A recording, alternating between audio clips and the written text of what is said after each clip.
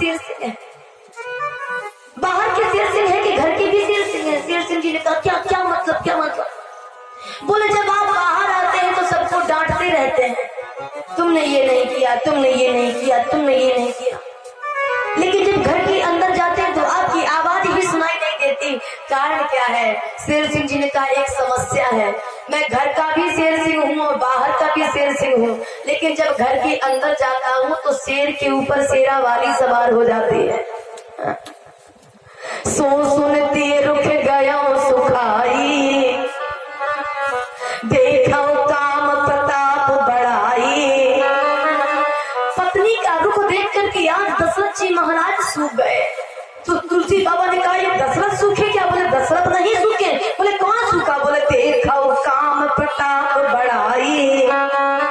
ये काम की बढ़ाई है, ये दशरथ की बढ़ाई नहीं है। एक विनती करते हैं, जो राम राम राम राम राम राम गाने वाला हो वो काम काम काम काम गाएगा तो क्या राम वहां पर रहेंगे? अब सुनना जरा, मनाने की भी एक हद होती है। दशरथ जी महाराज ने आज दोनों हाथ जोड़ लिए कैकेयी को देखकर। इसमें लिखा है कि हे दुरानी रिसानी परसत और पानी पतही निवारही, कि हे दुरानी रिसानी परसत और ये पानी पतही निवारही। कारण क्या है तुम्हारे रूठने का? मुझसे बताओ, मैं तुम्हारा दुख दूर करूंगा। और जैसे ही कैकेयी ने सुना तो दशरथ जी की तरफ ऐसे देखा कि लग रहा था कि अभी तुरंत डस देगी, तुरंत। मानव सरोस भुवंग भामनी और विषम भांति में आ रही। तुलसी बाबा ने फिर लिखा, बोले दो वासना, ये दो का मतलब ये दो जीव है, दो वासना रसना दसने मरम ठाकुर देखई। जिस प्रकार से नाग जब किसी को काटने आता है तो सबसे पहले मर्म स्थान देखता है, किस जगह इस व्यक्ति को काटूं कि काटते ही इसकी मृत्यु हो जाए, है ना? नाग उसी जगह पे अधिकांश लोगों को काटता है जहां पे उसको लगता है कि इसको काटते ही इसकी मृत्यु हो जाएगी।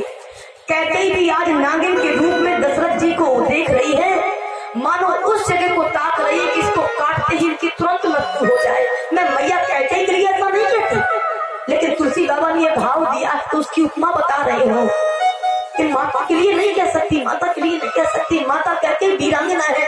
एक विनती और करूँ आप लोगों से, विचार करना। चित्रकूट के भरे प्रांगण में जहाँ पर सबके सब लोग बैठे हैं, सब धर्मज्ञ बैठे हैं, जनक जैसे विदेह बैठे हैं, विश्वामित्र जैसे राजा बैठे हैं, वशिष्ठ जैसे महामुनि बैठे हैं, वो जहाँ सबके सामने जब भरत जी खड़े होकर के माता कैकेयी की बुराई करने लगे, उसी समय राम ने रोका, भरत तू मुझको प्राणों के समान प्यारा है, तू मेरी आत्मा है, तू मेरा मन है, तू मेरा तन है, तू मेरा सब कुछ है, लेकिन ये अधिकार तुझे किसने दे दिया कि तू खड़ा होकर के मेरी माँ को गाली दे? मेरी माँ को गाली देना तुझको किसने सिखाया? अब तो भरत जी मौन हो गए।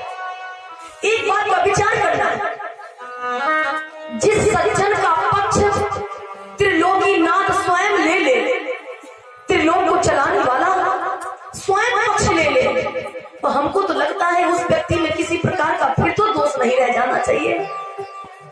राम कौन है? बोले राम जज है, जज है। विचार करना, हमको फांसी लग रही हो, कटघरे में खड़े हो, लेकिन सारे सबूत उस क्रिमिनल के माने हमारे खिलाफ हो, फांसी से बचने का एक भी ऑप्शन बाकी ना रह गया हो, लेकिन उसके बावजूद भी जब जज अपनी कलम उठा करके लिख देगा कि नहीं इस व्यक्ति को बातचीत बरी कर दिया जाए, तो फिर सारे सबूत फाड़ करके अपने आप लिख दिए जाते हैं। जब जज ने ही बातचीत बरी कर दिया है तो फिर इस व्यक्ति को फांसी पर चढ़ाना संभव बात नहीं है। विचार करें, पूरे चित्रकूट के प्रांगण में जहाँ पर राम खड़े हो गए भरत के खिलाफ, भरत मैं तुझसे कहता हूँ तू मुझे प्राणों के समान प्यारा है, लेकिन तुझे ये अधिकार किसी ने नहीं दिया कि तू मेरी माता कैकेयी को दोष दे। वहां पर तो राम जी ने जड़ कह दिया, जड़।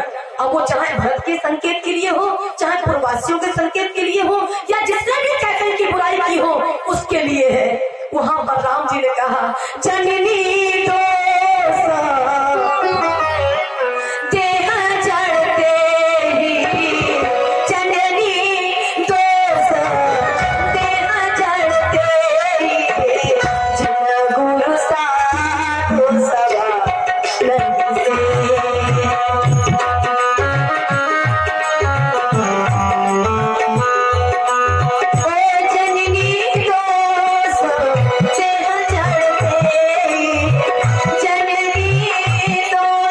जय जड़ते जन गुरु साधु सभा से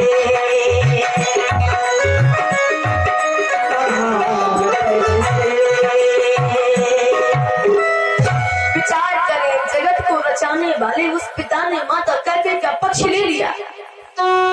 राम के पक्ष लेने के बावजूद भी जरा हाथ उठाना, है कोई ऐसा जिसने अपनी बेटी का नाम कैकेयी रखाया हो?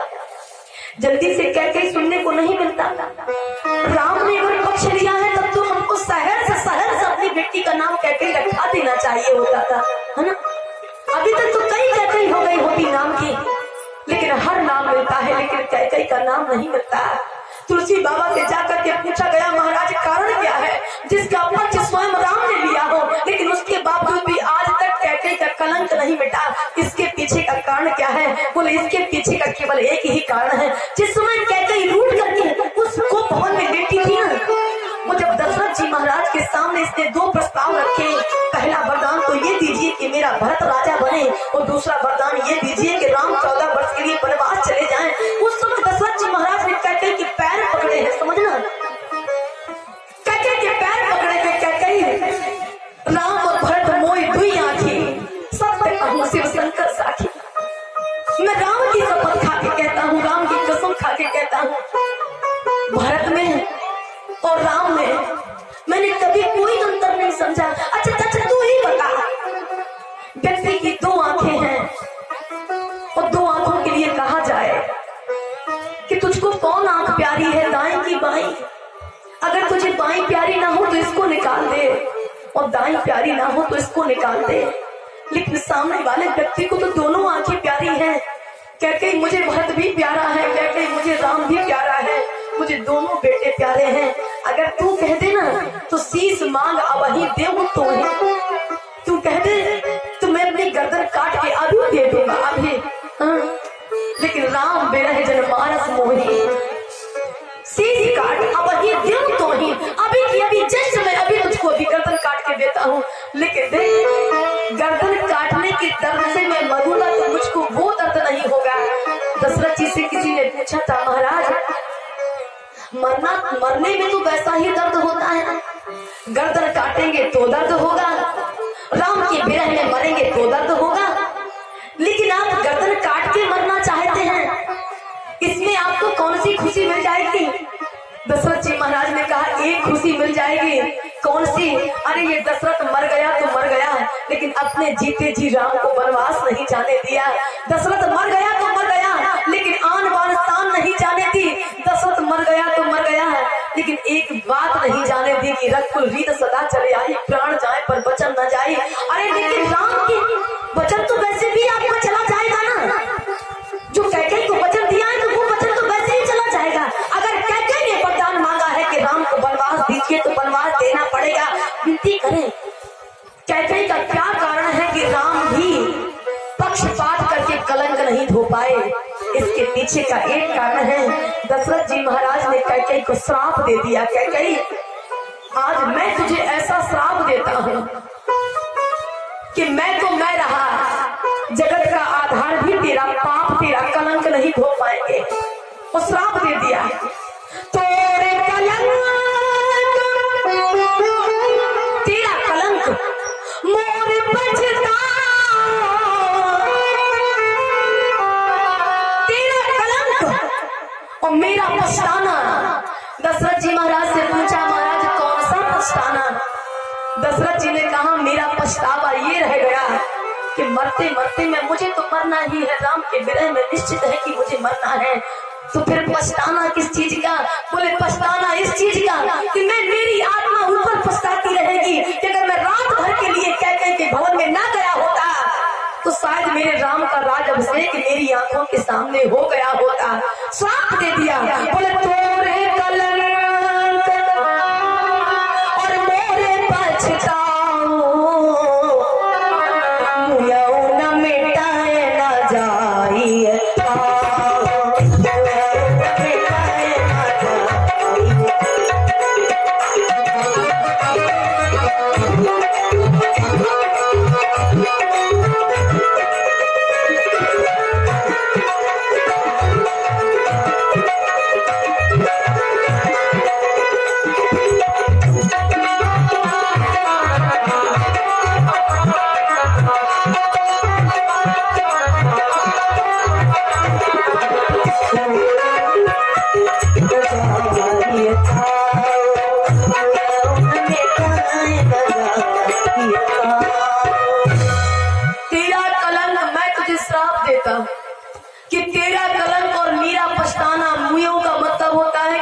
समय के बाद भी नहीं मिटेगा, नहीं मिटेगा, नहीं मिटेगा। और यही कारण था कि राम जी ने चित्रकूट के प्रांगण में इतनी बड़ी आग के श्राप को राम जी भी ना धो पाए। तुलसी बाबा भाव देते हैं, विनती करते हैं, आज भाव दे दिया। एक लोगों ने माता कैकेयी से पूछा था, मैया कैकेयी, जब आप राम को इतना प्यार करती थी तो राम को वनवास देने का कारण क्या निकल आया? आप बता सकती हैं? बड़ी प्यारी बात आती है, भाव आता है।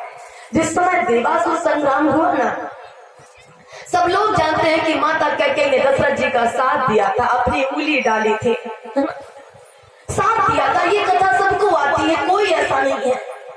उस समय दशरथ जी ने कहा था, कैकेयी तुम जब चाहो तुम मुझसे वरदान मांग लो, जैसा चाहो।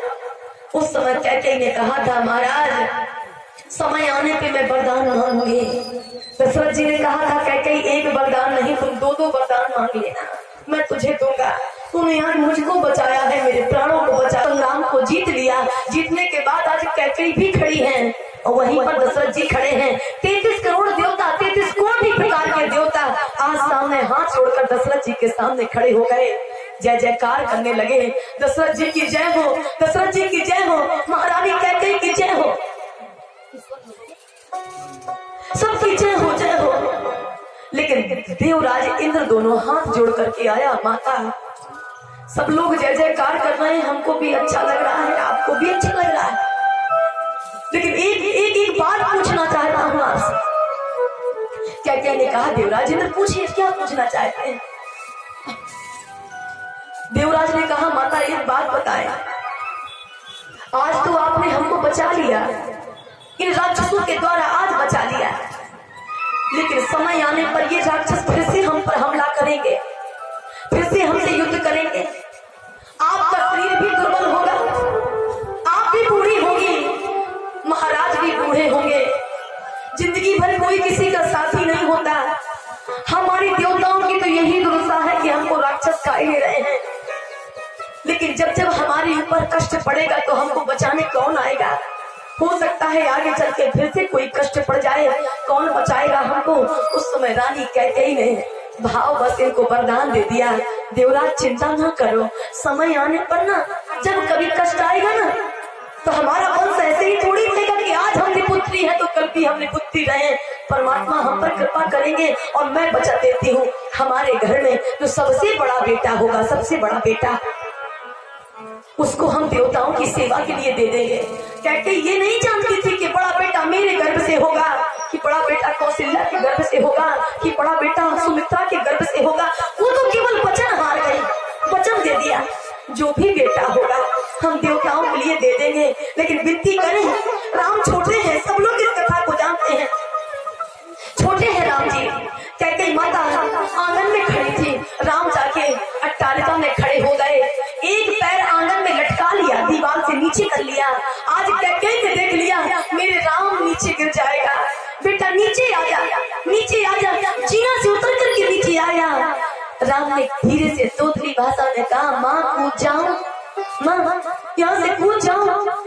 माता कैकेयी कहती है, राम मैं तेरी भलैया लेती हूँ बेटा।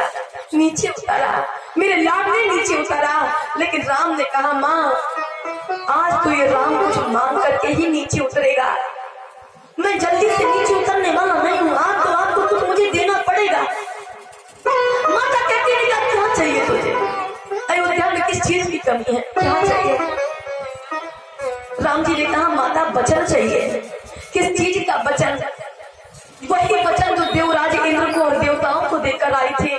क्या तुमको वो वचन याद नहीं है? आहा, माता कैकेयी को वचन याद आ गया। मैंने वचन दिया था कि जो बड़ा बेटा होगा वो देवताओं के लिए दे दिया जाएगा, लेकिन मैं राम को कितना प्यार करती हूँ, मैं अपने सुकुमार राम को देवताओं के लिए, राक्षसों को युद्ध कराने के लिए नहीं दे सकती।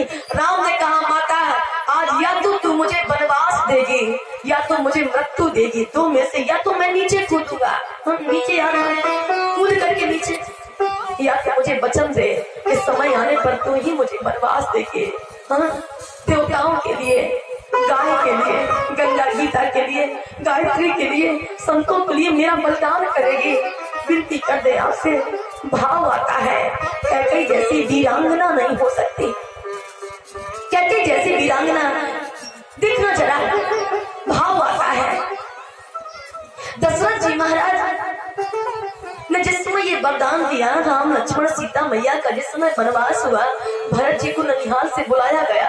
बाप कहता है, भरतलाल जी महाराज जब ननिहाल से वापस आए ना, एक बाप आ गया, भरत जी महाराज जिस दिन से ननिहाल गए थे ना, तब से ही इनको स्वप्न आता था। स्वप्न देखे रात भयानक सपना, जाग करें कटुकोट कल्पना, कोट कल्पना, मांगे हृदय महेश बनाई, कुशल मात पितु बचन भाई। जैसे ही सुबह जगते थे तो सिर्फ भगवान का शंकर जी का अभिषेक करके मांगते थे, भोले बाबा जिस प्रकार से मैं अपनी अयोध्या को छोड़कर आया हूँ, मेरी अयोध्या जब मैं जाऊं वैसी ही की वैसी मिले। जिस प्रकार से एक लोगों ने गीत लिखा है, भरत जी के हृदय में पाक चल रहा है। पिंजड़े के पंछी रे